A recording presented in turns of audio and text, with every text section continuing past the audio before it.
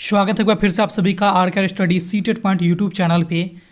आज के इस वीडियो के माध्यम से आप जिस टॉपिक के बारे में अध्ययन करने वाले हैं वह टॉपिक है आपका सृजनशील बालक। ये एक बहुत ही महत्वपूर्ण टॉपिक है। आपके आने वाले जो भी टीचर एग्जाम होंगे सारे के लिए आपके ये बहुत ही महत्वपूर्ण टॉपिक है। आपके डीएड हो, बीएड हो या फिर टेट एग्जाम हो या फिर सीटेट की बात कर लेंगे, सारे एग्जाम के लिए आपके यह टॉपिक बहुत ही ज़्यादा महत्वपूर्ण है। सृजनशील बालक किसे कहते हैं ये जानना आपके लिए बहुत ज़रूरी है। तो चलिए आज के इस वीडियो को हम लोग स्टार्ट करते हैं और जानते हैं सबसे पहले कि आज के इस वीडियो के माध्यम से आप किन चीज़ों को सीखने वाले हैं।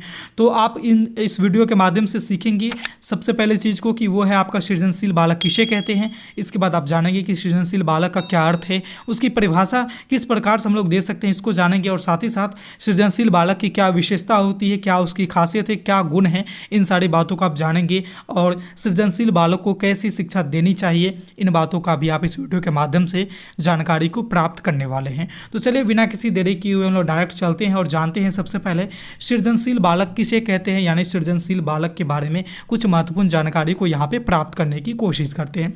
देखिए सृजनशील बालक, जैसा कि आपको यहाँ पर स्पष्ट है कि सृजनशील यानी कि ये जो बालक है वो किसी भी चीज़ का सृजन करेगा। अब आप सब लोग सोच रहे हैं कि ये सृजन क्या होता है। तो सृजन का मतलब क्या होता है कि नए चीज़ों का निर्माण करना। सृजनशील का ही मतलब होता है कि सृजन करना, और सृजन का मतलब क्या होता है कि नए चीज़ों का निर्माण करना।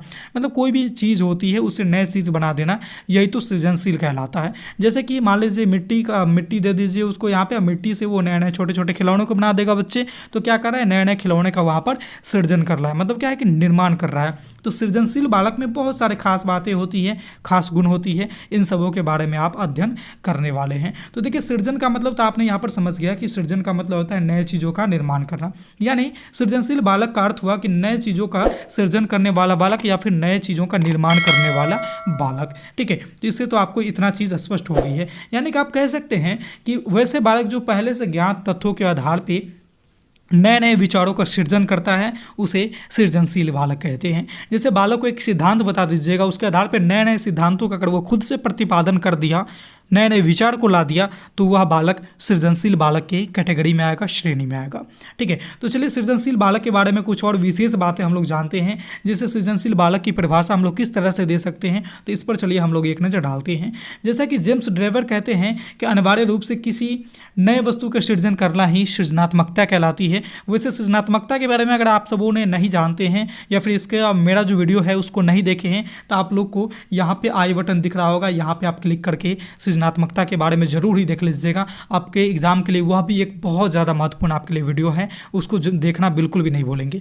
फिलहाल यहाँ पर चलिए सृजनशील बालक के बारे में जेम्स ड्रेवर कहते हैं कि अनिवार्य रूप से किसी भी नए वस्तु का सृजन करना वही सृजनात्मकता कहलाता है। मतलब क्या है कि सृजनशील बालक में ये गुण पाए जाएंगे। दूसरे मनोवैज्ञानिक हैं, उनका तो नाम यहाँ पर जैसे कि बहुत सारे ऐसे मनोवैज्ञानिक हैं जो अपने अपने स्तर से सृजनशील बालक की परिभाषा दिए हैं, लेकिन सारे मनोवैज्ञानिक का निचोड़ लेकर के मुझे यहाँ पर सृजनात्मकता से जुड़े जेम्स ड्रेवर का परिभाषा बहुत उत्तम था और यहाँ पर मुझे लग रहा था कि आप लोगों को इसकी जानकारी होनी चाहिए, इसलिए यहाँ पर दे दिया हूँ। बाकी के जितने भी सारे मनोवैज्ञानिक थे उनके निचोड़ को लेकर के मैं यहाँ पर प्रस्तुत किया हूँ कि सृजनशील बालक नए खोज करने के प्रति हमेशा क्या रहते हैं, उत्सुक रहते हैं, और उसे जितना पढ़ाया जाता है वह उतना में ही अपने आप को संतुष्ट नहीं मानते हैं। वह हमेशा कुछ और नए चीज़ों का खोजने के लिए हमेशा तत्पर नजर आते हैं। ऐसे ऐसे बहुत सारे मनोवैज्ञानिक जो अपना अपना विचार को इस ढंग से दिया है। तो आपको बस सिंपली ये याद रखना है कि सृजनशील बालक मतलब क्या है कि वह नए नए चीज़ों का हमेशा निर्माण करने के लिए तत्पर रहेंगे, एक चीज़ से वह कभी भी संतुष्ट नहीं होते हैं। नेक्स्ट पॉइंट हम बात करेंगे सृजनशील बालक के तौर पर ही कि इसकी पहचान हम लोग कैसे करेंगे कि कोई बालक सृजनशील है अथवा नहीं है, इसकी पहचान हम लोग कैसे करते हैं। तो देखिए सृजनशील बालक अगर रहेगा अथवा नहीं रहेगा तो इसके लिए आपको कुछ यहाँ पर प्रयोग करने होते हैं, कुछ उससे कार्य करवाने होते हैं। जैसे एक यहाँ पर क्रियाकलाप है चित्रपूर्ति परीक्षण। मतलब क्या है कि इसमें बच्चों को एक अधूरा सा चित्र दे दिया जाता है और उसको बोला जाता है कि जैसे इधर चित्र बना हुआ है ना, चलो इसको दोबारा से तुम उस साइड भी इसको पूरा करके बताओ मुझे। तो ऐसे करके अगर बच्चा यहाँ पे कर लेता है, मतलब क्या है उसमें सृजनात्मकता के गुण हैं, वो सृजन करना जानता है, वो चाहता है। जैसे तस्वीर के माध्यम से आप समझिए। जैसे ये यहाँ पर तितली का तस्वीर है, लेकिन बच्चों को शिक्षक एक तितली ये पूरा नहीं दिखाएंगे, उसको सिर्फ आधा दिखाएंगे। जैसे आप यहाँ पर देख सकते हैं, सिर्फ यहाँ पर आधा दिखाएंगे और कहेंगे कि चलो इसको तुम पूरा करके दिखाओ। तो बच्चों क्या करेगा कि ऐसे करके फिर इससे इसको इस तरह से ड्रॉ करेगा, फिर यहाँ पर जैसे जैसे इसका पंख था उस साइड वैसे वैसे इसको बनाने का यहाँ पर पूरा तरह से कोशिश करेगा। अगर बच्चे इस तरह से बना लेता है तो कहने का मतलब क्या है कि बच्चे सृजनशील कैटेगरी में आएंगे। ठीक है, जैसे कि एक तो ये तरीका हुआ पहचान करने का। दूसरा तरीका और भी आप देख सकते हैं, जैसे डिब्बे से आकृति बनाना है। बच्चों को छोटे छोटे बहुत सारे प्रकार के डिब्बे दे दिए जाते हैं जो प्लास्टिक वगैरह के बने होते हैं। उससे बच्चे अलग अलग प्रकार के नए नए चीज़ों का निर्माण करते हैं। जैसे ईंट दे देंगे बच्चों को तो ईंट से छोटा छोटा घर को बना देंगे। मिट्टी दे देंगे बच्चों को तो मिट्टी को गीला करके वो नए नए आकृति बना देंगे। हलवा पूरी खेलने के लिए बहुत सारे हाथी घोड़ा, बहुत सारे ऐसे गाड़ी वगैरह हर चीज़ बना देते हैं बच्चे। तो ये सारे के सारे जो गुण हैं बच्चे में, यही तो सृजनशील बच्चों का पहचान होती है। तो आप इस तरह से भी ये पहचान कर सकते हैं कि बच्चे हमारा सृजनशील है अथवा नहीं है। किसी विशेष प्रकार के अगर आप यहाँ पर देखेंगे तो जैसे गलती का पता करने वाला ये खेल आपने भी बहुत बार खेला होगा, मैगजीन वगैरह पेपर वगैरह में आती है कि तस्वीर दो दे दी जाती है, सेम टू सेम देखने को लगते हैं और कहा जाता है कि इन दोनों तस्वीर में कौन सी गलतियाँ हैं इसको ढूंढ के बताओ। चलो इन दोनों तस्वीर से 5 गलतियाँ ढूंढ के बताओ, 10 गलतियाँ ढूंढ के बताओ। तो ऐसे ऐसे दिया जाता है। जैसे यहाँ पर आप तस्वीर में देख भी रहे होंगे कि ये हाथी का कान में देखिएगा तो यहाँ पे ज़्यादा यहाँ पर डिजाइन बना हुआ है जो कि यहाँ पे मिस है, तो एक गलतियाँ यहाँ पे है। इस तरह से सृजनशील बच्चों को बोला जाएगा कि चलो इस तरह से तुम यहाँ पे 5 गलतियाँ ढूंढ के मुझे बताओ। जैसे यहाँ पर टमाटर के नीचे देखिएगा यहाँ पे 2 यहाँ पे घास के पत्तियाँ हैं, यहाँ पर देखिएगा एक ही पत्ती नजर आई है, तो दूसरा गलती ये है। तो इस तरह की जो क्रियाकलाप करवाई जाती है बच्चे को, ये बच्चे को सृजनशील बनाते हैं। और अगर बच्चे खुद से करने लग जाते हैं मतलब बच्चे अब धीरे धीरे सृजनशील हो रहे हैं। तो ये सारे चीज़ें ऐसे क्रियाकलाप करा करके अब बच्चों सृजनशील है अथवा नहीं है इसके पहचान कर सकते हैं। आगे हम बात करते हैं सृजनशील बालक की विशेषता, यानी कि एक सृजनशील बालक में कौन कौन सी विशेषता होती है, खासियत होती है, इसके बारे में हम लोग यहाँ पर जानने का प्रयास करते हैं। देखिए, जो सृजनशील बालक रहेंगे उसमें मौलिकता के तत्व पाए जाते हैं, इसलिए बालक का दृष्टिकोण हमेशा जो है सामान्य व्यक्तियों से अलग होता है, सामान्य बच्चों से अलग होता है। दूसरी विशेषता है कि स्वतंत्र निर्णय लेने की क्षमता होती है एक सृजनशील बालक में, और स्वतंत्र निर्णय लेने की क्षमता ही तो सृजनात्मकता की पहचान होती है, सृजनशील बालक की पहचान होती है।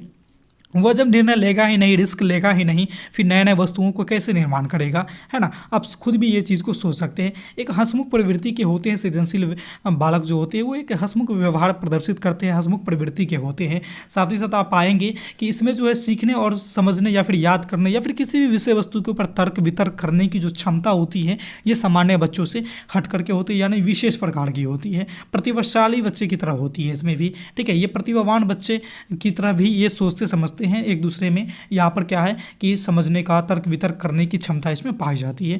नेक्स्ट पॉइंट की अगर आप बात करेंगे तो सृजनशील बच्चे जो होते हैं यह भी प्रतिभाशाली बच्चों की तरह ही हमेशा किसी भी चीज़ को सीखने के प्रति उत्सुक रहते हैं, ठीक है। प्रतिभाशाली बच्चे किसी भी चीज़ का सृजन करने में उतना ये नहीं रहते हैं, मतलब नए चीज़ का निर्माण नहीं कर पाते हैं, लेकिन सृजनात्मक बच्चे वही होते हैं जो नए चीज़ का निर्माण करने को देखते हैं। आप ऐसे भी कह सकते हैं कि प्रतिभाशाली बच्चे ही सृजनशील हो सकते हैं, आप कह सकते हैं, ठीक है। दोनों में बहुत कम डिफरेंस है।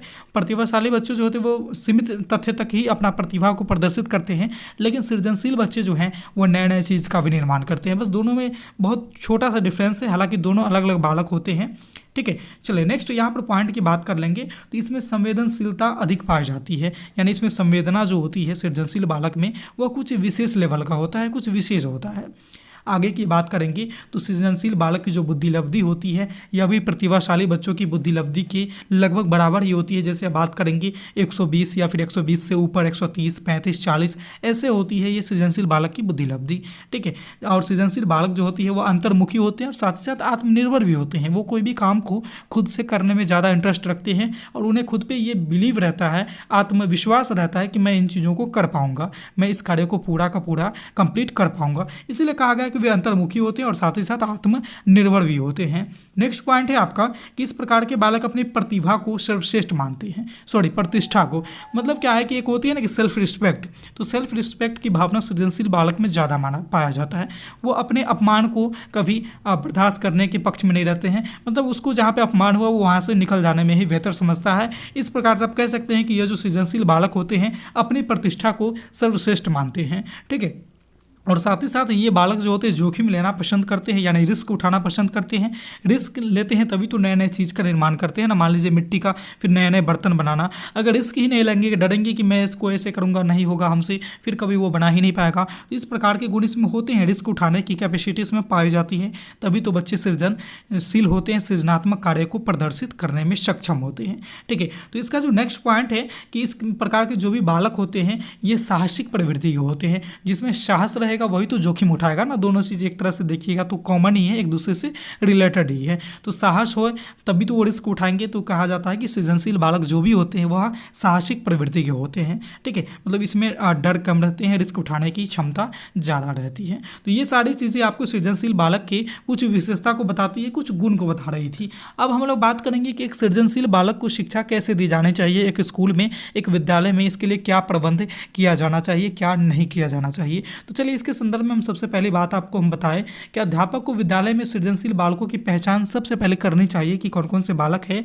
वह सृजनशील है और क्यों करना चाहिए, ताकि उनको ये पता लगे कि उनकी योग्यता और उनकी क्षमता का सर्वांगीण विकास जो है वह अच्छे ढंग से कर सके, जिससे समाज को उसके विकास से लाभ मिल सके। तो इसके लिए जो सबसे पहले सर्वांगीण ये सृजनशील बच्चों की पहचान करनी होगी। एक शिक्षक को जब पहचान कर लेंगे फिर उसके विकास के बारे में सोचेंगे और उसको कुछ एक्स्ट्रा चीज़ बताएंगे ताकि समाज का भी विकास हो सके। तो विद्यालय का एक दायित्व बनता है कि इस प्रकार की शिक्षा उसको क्या है कि दिया जाना चाहिए, प्रदान की जानी चाहिए।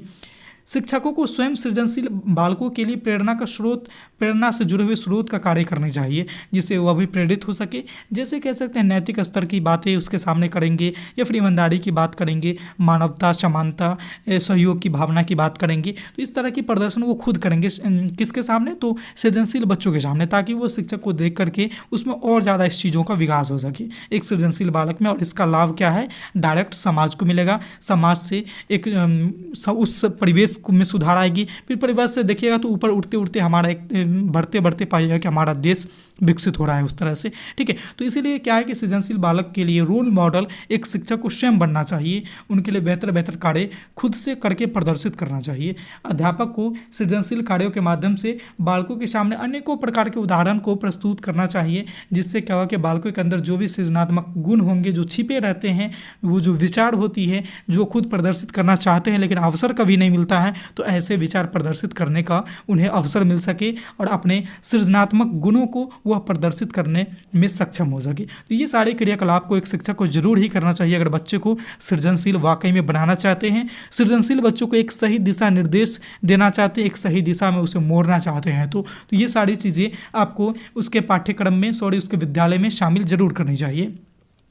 शिक्षक को छात्र के समक्ष ऐसी समस्या उत्पन्न करनी चाहिए जो क्या है कि बिल्कुल नया हो और नया समस्या हो, और पहले बच्चों को क्या करना चाहिए कि उसके सामने समस्या रख दें और फिर बच्चों से उसको हल करने के लिए प्रेरित करना चाहिए। ऐसे में क्या होगा कि जो नए नए समस्या डेली डेली अगर शिक्षक हल करवाएंगे बच्चों से, तो उसमें और ज़्यादा सोचने समझने या फिर तर्क वितर्क करने की सृजनात्मक शक्ति का और ज़्यादा विकास होगा। तो इस तरह के पाठ्यक्रम भी विद्यालय में शामिल किए जाने चाहिए। और बालकों को विभिन्न क्षेत्रों में के महान खोजकर्ता, यानी कि कोई भी क्षेत्र है तो उसमें महान महान लोग रहते हैं, या फिर आप स्पोर्ट की बात कर लें या फिर अपने साइंस की बात कर लेंगे या फिर सोशल साइंस की बात कर लेंगे या फिर किसी भी क्षेत्र की बात कर लेंगे, तो सब में एक महान लोग रहते हैं। तो उससे उसको परिचित करवाना चाहिए, उनके जीवन परिचय दिवाना चाहिए और कैसे वो महान बने इसके बारे में भी बताना चाहिए। इससे क्या होगा कि बच्चे में एक मोटिवेशन मिलेगी और बच्चे खुद भी उनके जैसे बनने का प्रयास करेंगे। जैसे एडिसन है, न्यूटन है, अब्दुल कलाम आज़ाद थे, जैसे कि यहाँ पर जगदीश चंद्र बसु हैं, इन सब महान व्यक्तियों के बारे में बताना चाहिए।